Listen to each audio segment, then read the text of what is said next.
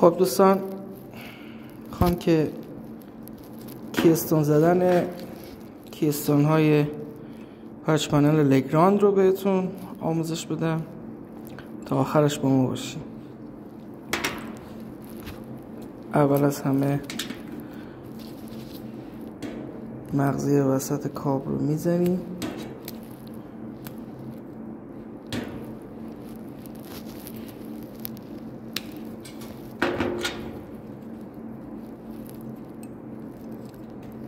گیره کیستون رو جا میذاریم. ترتیب رنگ ها رو مشاهده میفرمایید. نیازی به حفظ کردن نیست، خودش زده. دوستان دقت داشته باشین، همیشه رو گرید بی و اینجا رو همیشه دقت کنید که اینا کامل بره داخل، چون بعدا توی پانچ شدن سیمتون رو قطع میکنه و باعث خطا میشه. مشاهده بفرمایید.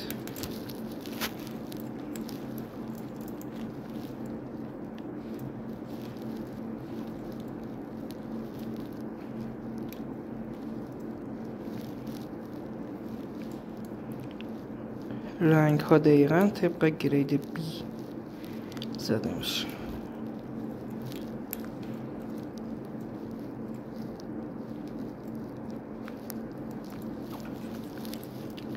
اضافه سیم رو میزنیم که به هیچ عنوان اینکه اتصال نداشته باشه.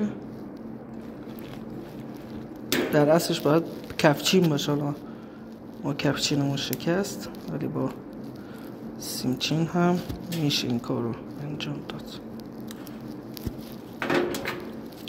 قسمت دیگر رو قشنگ جا میزنیم. توجه کنید دوستان، خودش جا میده، نیازی به فشار نیست. قفلش میکنیم.